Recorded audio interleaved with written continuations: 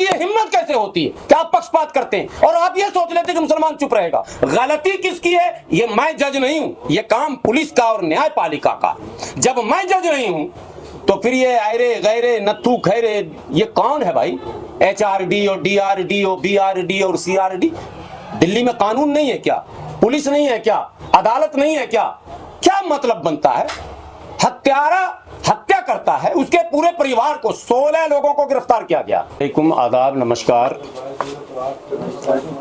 सभी दोस्तों का, पत्रकार बंधुओं का हम आभार प्रकट करते हैं। ऑल इंडिया यूनाइटेड मुस्लिम मोर्चा के कार्यालय में आपको आने का जो कष्ट दिया, आप सभी पत्रकार बंधुओं को मालूम है कि पिछले 3 दिनों से लगातार दिल्ली जो भारत की राजधानी है, देश की राजधानी है, देश का दिल है, उस दिल्ली के वातावरण को, सामाजिक ताने बाने को और सौहार्द को लगातार बिगाड़ने की कोशिशें की जा रही हैं। और ये कोशिश जिनके द्वारा की जा रही हैं वो खुलेआम कानून को और कानून के रक्षकों को चुनौती देते दिख रहे। और दुर्भाग्यपूर्ण बात यह है कि कानून के रक्षक कहे जाने वाले हमारे दिल्ली के कानून व्यवस्था को सुचारू चलाने वाले, लॉ एंड ऑर्डर का जिम्मा अपने कांधे पर रखने वाले, देश के चुस्त और दुरुस्त पुलिस व्यवस्था दिल्ली पुलिस और दिल्ली पुलिस के पदाधिकारी मौन धारण किए हुए हैं। दोस्तों, पहले मैं वहां से शुरू करूंगा जहां से ये घटना आम हुई है, यानी कि होली के दिन जिस दुर्भाग्यपूर्ण खबरों को आपने सुना है, यानी कि उत्तम नगर में जो घटना होली के दिन घटी, जिसको लेकर पूरे देश के सोशल मीडिया पर मानो ऐसा लग रहा है जैसे देश में इससे पहले इस तरह की कोई घटना कभी घटी ही नहीं हो। सबसे पहले मैं उस घटना की घोर निंदा करता हूं, कठोर शब्दों में निंदा करता हूं और उस मृतक परिवार के प्रति संवेदना प्रकट करता हूं और साथ ही उस हत्यारे और उसके सहयोगियों के साथ कठोरतम कार्रवाई की अनुशंसा करता हूं, मांग करता हूं। और ये मांग मैं आज आपके सामने नहीं कर रहा हूं, बल्कि उसी घटना के शाम में, यानी जिस रात में घटना घटी, नेक्स्ट डे शाम में मैंने अपने कई चैनल को बुलाकर अपनी जो पीड़ा थी, जो असल डिमांड था, वो मैंने रख दिया था। हेडलाइंस इंडिया एक चैनल है और कई चैनल है, आप जाकर मेरे वीडियो देख सकते हैं। चूंकि अभी एक 2-4 बातें मैं बताऊंगा, कुछ शब्द अभी पिछले कई सालों से देश में घूमने लगे हैं और एक विशेष प्राणी मैं कह रहा हूं, जो ज्ञान के अभाव से ग्रसित है और संकीर्ण सोच से पीड़ित है, वो प्राणी इस्लाम से जोड़कर 5-6 शब्द निकाल चुके हैं। उन्हीं शब्दों में एक शब्द है अल तक़िया, उन्हीं शब्दों में एक शब्द है।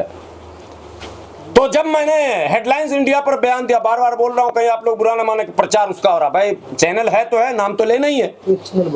तो उसके कमेंट को मैंने जब चेक किया तो 90% कमेंट में हमारे नॉन मुस्लिम भोले भाले भाइयों ने ये लिखा कि ये मुल्ला तो अल तक़िया कर रहा है।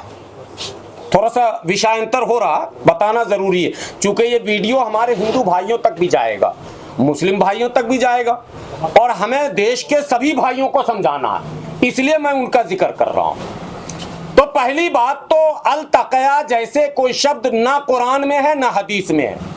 एक पूरे भारत के बड़े बड़े ज्ञानी और पंडितों को इतने चैनलों के सामने खुला आमंत्रण है वो कुरान और हदीस में अल तक़या शब्द कहीं दिखा दें। अगर दिखा देंगे तो हम उनके गुलाम हो जाएंगे और उनके जिस पैटर्न पर वो चल रहे हैं मैं भी उसी के साथ चल लूंगा। लेकिन अगर नहीं हुआ तो फिर ये सवाल होगा कि ये शब्द का आविष्कार कहां से हो गया। गूगल सर्च करेंगे, ये शब्द शिया समुदाय के लोगों ने सुन्नी समुदाय के शासक वर्गों के बीच जब वो रह रहे थे, जब सुन्नियों का प्रशासन शासन था उन बड़े देशों में, तो शिया के मौलानाओं ने, उलमा ने ये कहा कि यार सब कुछ तो एक ही है, थोड़ा सा डिफरेंस हम लोग का बताना जरूरी है।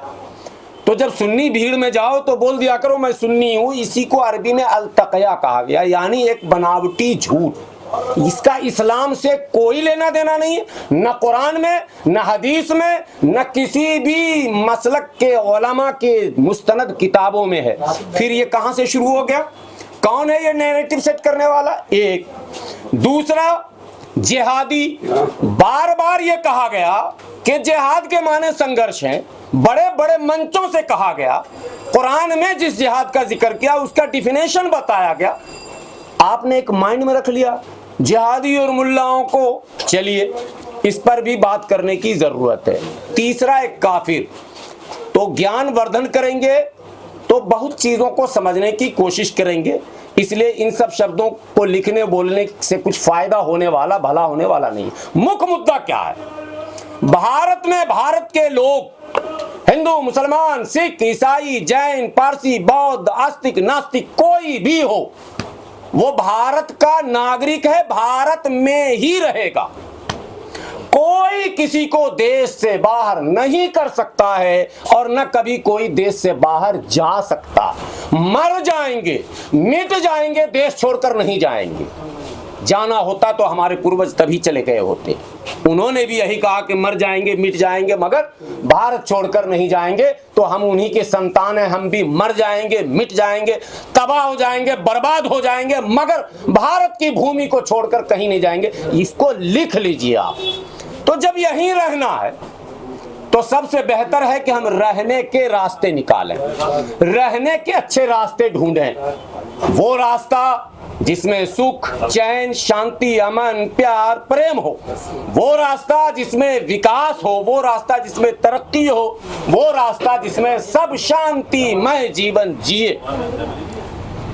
लेकिन पिछले कुछ सालों से लगातार, अब मैं तरुण पर अपनी बात रख दूं, मैंने एक लाइन में कह दिया, हमारे मोर्चा के हमारे तमाम पदाधिकारियों ने बयान दे दिया कि तरुण के हत्यारे को जो भी संविधान में प्रावधान है, ज्यादा से ज्यादा उम्र कैद, फांसी, मौत, हम कहीं भी ना बोलने के लिए तैयार नहीं है।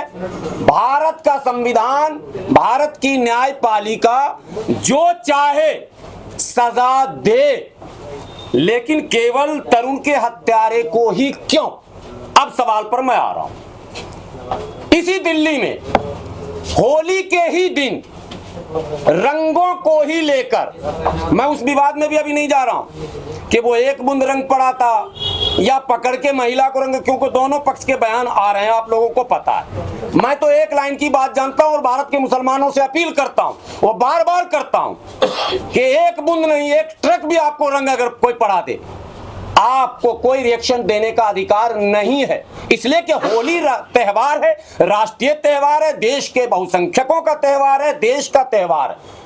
आप अगर निकलेंगे तो रंग से आपका सामना होगा ही होगा, ना का मतलब ही नहीं बनता। और आपको ये तैयार होकर जाना पड़ेगा कि रंग पड़ भी सकता है, इसलिए रंग का विरोध नहीं होना चाहिए कहीं भी।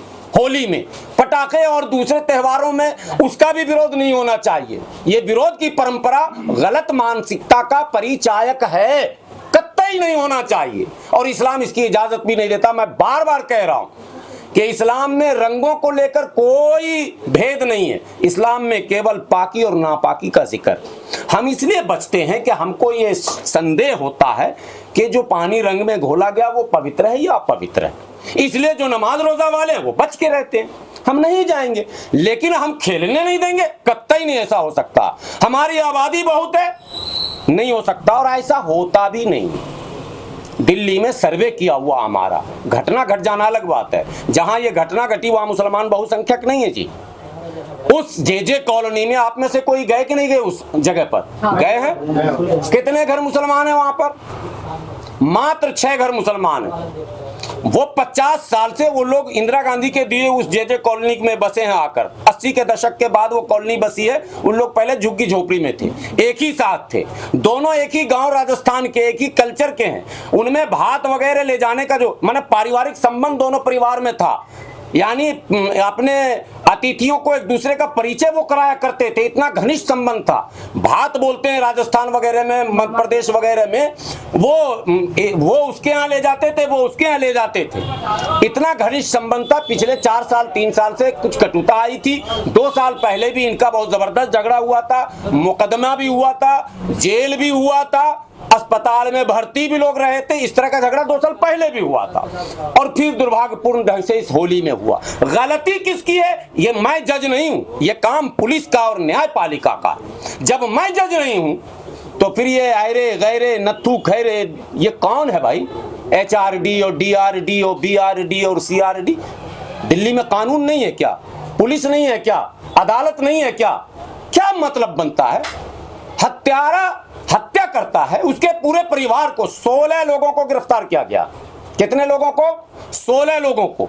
मैं DCP साहब से विनती करूंगा कि जो वीडियो उस लड़की का वायरल हो रहा है, जिसको रात डिटेन कर लिया गया, उसको भी, जिसने एक बड़े चैनल पर अपना इंटरव्यू दिया, जिसने बहुत ज्यादा आरोप लगाए, उसको भी रात गिरफ्तार किया गया है।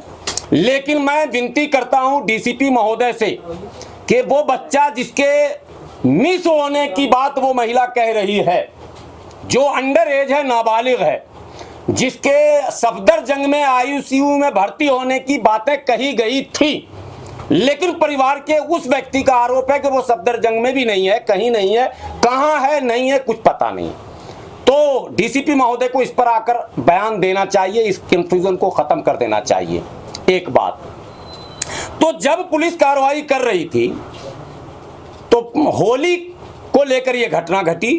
दोनों परिवार एक जगह का, पहले पता चला दोनों खटीक हैं, एक मुस्लिम खटीक है, एक हिंदू खटीक है। बाद में पता चला नहीं, ये रंगरेज मुस्लिम और वो खटीक है, लेकिन दोनों SC हैं। ये भी आज कैमरे पर बोल रहा हूं, दोनों SC है। मुस्लिम में वो जाति SC ही होती है। ये अलग बात है कि SC के जो लाभ के प्रावधान हैं उस पर प्रतिबंध लगा दिया गया अनुच्छेद 341 पर, जो हमारे यहाँ पूरे ऑफिस में ये लिखा हुआ, देख लीजिएगा। वरना वो SC की सूची में उस जाति का नाम है, वही जाति वो मुसलमान। ठीक है, कोई बात नहीं, मैं उस मुद्दे में भी नहीं जाना चाहता हूं। उनको प्रिवेंशन ऑफ एट्रोसिटी एक्ट का लाभ मिल रहा, वो मुकदमा भी डाल दिया गया। DCP साहब ने बयान भी दे दिया कि हमने हत्या फला चिला जितने मामले थे वो तो किया ही किया, साथ में हमने SC ST एक्ट भी लगा दिया। अच्छा किया, आपको अधिकार है सब कुछ लगाने का, जो कुछ भी लग सकता है वो लगाइए। लेकिन ये भी बताइए DCP साहब कि उस हत्यारे के घर को जिन लोगों ने लूटा, जिसका लाइव वीडियो है पब्लिक डोमेन में, आप लोगों ने देखा वीडियो? दिन के उजाले में गुंडे आते हैं, और कोई मुसलमान दोबारा ये मत बोलना कि हिंदू गुंडे, बिल्कुल नहीं, गुंडे गुंडे होते हैं, हिंदू मुसलमान नहीं होते हैं। वो गुंडे आते हैं, मवाली आते हैं, वो अपने आप को कहते हैं कि हम हिंदू रक्षा दल हैं, लेकिन वो तथाकथित हिंदू रक्षा दल, अगर वो वाकई हिंदू रक्षा दल होता तो उसी स्थान से मात्र 3 किलोमीटर दूर पालम में एक नौजवान यादव को 8 हिंदुओं ने उसी होली के समय पीट पीट के मार दिया। उस हिंदू को बचाने के लिए वो हिंदू दल क्यों नहीं पहुंचा? उसके न्याय की मांग को लेकर क्यों नहीं पहुंचा? और दिल्ली में 5 मौतें हुई हैं, कहीं नहीं पहुंचा ये। अब बाकी जगहों की मौतों का भी जिक्र कर दूं। ये अगर देश के कुछ लोग समझते हैं कि पहले हिंदू हिंदू का ही मैं जिक्र करता हूं, मुसलमान को तो किस्मत में मरना मरता ही रहेगा, लेकिन हिंदू रक्षा दल हिंदू को तो बचाएगा कम से कम भाई, कि हिंदू को भी नहीं बचाएगा। लखनऊ के दुबग्गा में एक दलित परिवार, जाटव परिवार को पंडित जी ने, और पंडिताइन ने, मुसलमान तो पैदा ही होता है चाकू लेके, यही लिखा जा रहा, मुसलमान तो तलवारें लेके घुमाता रहता, बाकी कमाता वमाता नहीं है, सबको तलवार मारता है, पैसा लाता, घर में खा लेता, यही बताया जा रहा। क्या पागलपन है यार। मुसलमान तो कातिल है, मुसलमान तो हत्यारा है, मुसलमान तो जानवरों पर भी दया नहीं करता। आजकल वोटों के पीछे को नया धर्म निकला, पशु पर दया करें, देखा आप लोगों ने लिखा हुआ, नहीं लिखा, ये भी नया गैंग कोई निकल रहा है, इंसान पर दया करो पहले। ये पशु और सबको तो ईश्वर ने इंसान के लिए पैदा किया, इंसान पर तो दया ही नहीं कर रहे हो, नया नया धर्म निकाल रहे हो, आप पशु पर दया करें।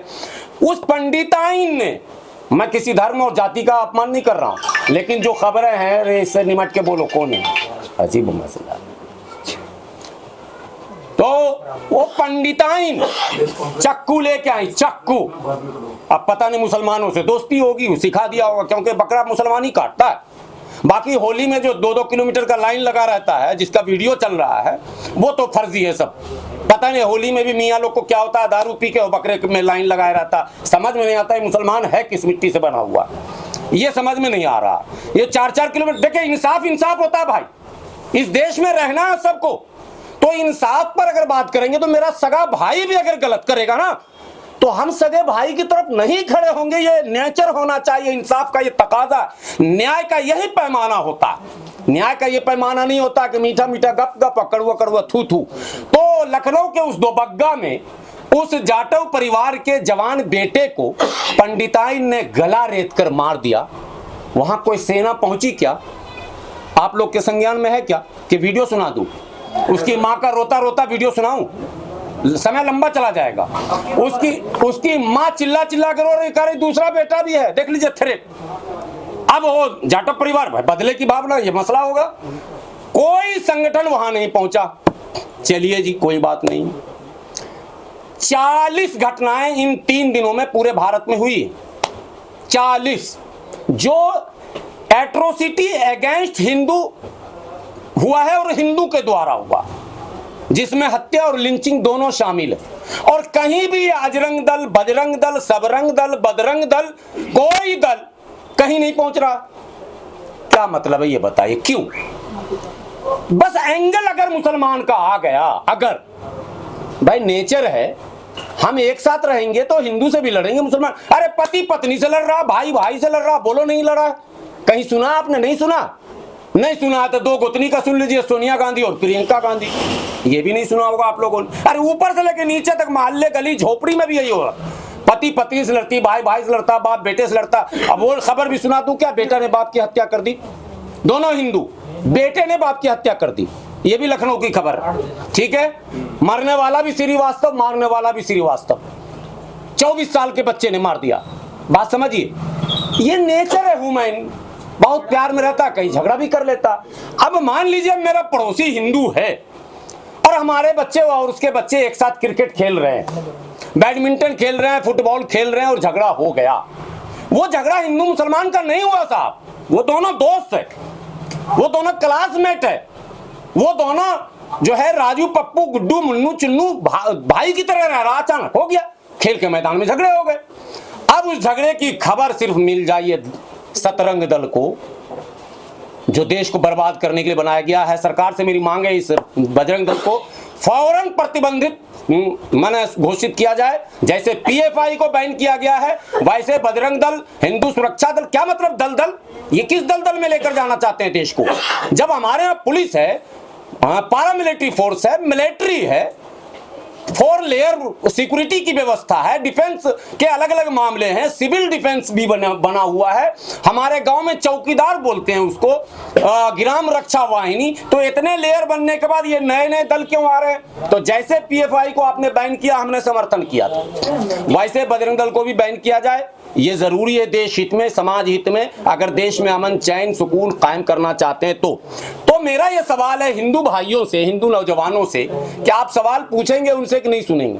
कि भाई हिंदू हित की जब बात आप करते हैं, तो अगर हिंदू भी गलत है और दूसरे हिंदू को सता रहा है, तो वहां भी खड़ा होना चाहिए कि भाई नहीं, तुम हिंदू गलत हो, तुम हिंदू सही हो, तुमने इसको मारा, हम तुमको छोड़ेंगे नहीं, तुम्हारा घर लूट लेंगे, ये करेंगे, वो इत्यादि इत्यादि। मगर ये सब नहीं हुआ। अब उत्तम नगर में पुलिस प्रशासन से मेरा ये सवाल कि वो जो दर्जनों लोग उस घर में घुसे, जिसका वीडियो है साहब, कोई आरोप नहीं। और पुलिस मूक दर्शक खड़ी है, वीडियो में पुलिस भी दिख रही है। और उन लोगों ने पूरे घर में तोड़ फोड़ किया और आग लगाई। मेरे देश के हिंदू नौजवानों, मेरे देश के हिंदू बुद्धिजीवी भाइयों, आप ही निर्णय करो, अगर आपको मैं पंच मानूं, क्या ये न्याय है? क्या इसी को न्यायिक व्यवस्था कहते हैं कि अगर किसी ने हत्या की तो कानूनी प्रक्रिया को छोड़कर हम सड़क पर खुद फैसले करें? आग लगाने के बाद भी वो लोग ये कहकर वहां से निकले कि अगर सरकार ने बुलडोजर नहीं चलाया तो हम सरकार से भी निमट लेंगे। अरे भाई, ये कौन गैंग है भाई? ये कौन सा नया गैंग है जो सरकार को भी थ्रेट कर रही है और सरकार भी प्रेशर में आ रही है? सरकार ने नेक्स्ट डे ही, अभी उसकी गिरफ्तारी हुई नहीं, अभी वो लुटेरा तो मौज मार रहा, पता नहीं क्या क्या लूट कर ले गया वहां से। आग लगाने वाला चैन से सोया और सरकार बुलडोजर लेकर आ गई। क्यों साहब, बुलडोजर यहां क्यों चलेगा? किन किन हत्यारों के घर आपने बुलडोजर चलाया, जरा सूची दीजिए। आप इसको हल्के में ले रहे हैं? आप मुसलमानों के सब्र का इम्तिहान ले रहे हैं क्या? आप क्या चाहते हैं इस देश में? इंसाफ खत्म करना चाहते हैं आप? संविधान खत्म करना चाहते हैं आप? लोकतंत्र बर्बाद करना चाहते हैं आप? आपकी ये हिम्मत कैसे होती है कि आप पक्षपात करते हैं और आप ये सोच लेते हैं कि मुसलमान चुप रहेगा? हाँ, आपकी सोच शायद सही है, इसलिए कि 4 विधायक दिल्ली में मुसलमान हैं, चारों चुप हैं। जमीयत उलमा चुप है, जमात इस्लामी चुप है, पर्सनल लॉ बोर्ड चुप है। इमरान प्रतापगढ़ी जो बहुत मतलब चर्चित चेहरे हैं, दिल्ली में मौजूद है, लोकसभा का सत्र चल रहा, कोई सांसद नहीं इस पर बोला, ना अफसरों से मुलाकात की, ना मेमोरेंडम दिया। तो मनोबल तो बढ़ना तय है, वो बढ़ रहा। लेकिन ये 4 विधायक दिल्ली के मुसलमानों के ठेकेदार नहीं है और कोई तंजीम में ठेकेदार नहीं है। युवा पीढ़ी निर्णय लेने में ले लेगी और युवा पीढ़ी जिस दिन निर्णय लेगी उस दिन फिर संगठन बनेंगे। मैं कतई इसकी हिमायत नहीं करता। मैंने पीएफआई को बैन करने पर सरकार का साथ दिया था। मैं आज भी कह रहा हूं ये संगठनों के निर्माण को रोका जाए, लेकिन सरकार खुद ही अप्रत्यक्ष रूप से अगर चाहती है कि अराजकता हो जाए तो फिर तो सरकार जिम्मेदार है इसका। सरकार खुद लोकतंत्र की अगर हत्या करने लग जाए तो फिर सरकार जिम्मेदार है, हम जिम्मेदार नहीं। सरकार को यह सफाई देनी होगी कि आपने बुलडोजर किस हैसियत से चलाया, किस हैसियत से, आपकी हैसियत कैसे हो गई चलाने की, कैसे चला दिया आपने, किस कानून के तहत चलाया, कौन बीएनएस का वो धारा है जिसमें बुलडोजर है हत्या के बाद, और वो भी नेक्स्ट डे।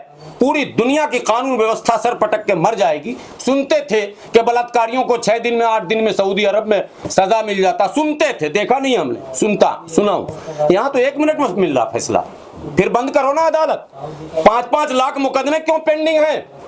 मैं जिस दफ्तर में बोल रहा हूं, ऑल इंडिया यूनाइटेड मुस्लिम मोर्चा के दफ्तर में 2004 से लेकर अब तक 17 पीआईएल सुप्रीम कोर्ट में दाखिल किया हूं, एक पर भी फैसले नहीं आए। 2004 में पीआईएल नंबर 180/2004। हमारा क्यों नहीं सुनते हो? बड़ा फैसला करने वाले अगर आ गए तो मेरा भी सुनो ना।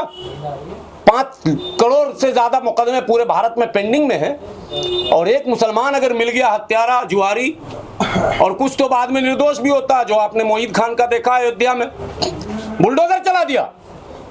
मुस्लिम संगठनों से मेरी विनती है कि आप सर जोड़कर बैठकर सरकार को लिखकर सीधा दीजिए, टेढ़ा नहीं। ये टेढ़े में देश टेढ़ा हो जाएगा। देश को बचाना है, समय नहीं है, बिल्कुल नहीं है समय। देश को अगर बचाना है, इस बुलडोजर कार्रवाई को फोर्सफुली रोकना पड़ेगा, फोर्सफुली, ताकत से। मजाल क्या है कि लोकतंत्र के खिलाफ सरकार चलेगी और हम चुप रहेंगे, संविधान को सरकार कुचलेगी और हम चुप रहेंगे? नहीं चुप रह सकते हैं। संविधान को बचाने के लिए अगर जान की बाजी भी लगानी पड़ेगी तो हम लगाएंगे। संविधान कुचल रहे हैं आप, वनडे और 2020 खेल रहे हैं आप। एक लीगल प्रोसीजर होता, एक विधि प्रक्रिया है न्यायिक, उस न्यायिक प्रक्रियाओं को छोड़कर जो भीड़ कहेगा वो आप करेंगे। भीड़ तंत्र से ये देश चलेगा? ये प्रशासन से मेरे आने को सवाल है जिसका जवाब प्रशासन को देना चाहिए। और मुस्लिम संगठनों से और मुस्लिम प्रतिनिधियों से मेरी विनती है कि बगैर विलंब के, बगैर देर किए इस पर अपना मौक़िफ़, अपना ओपिनियन स्पष्ट कीजिए।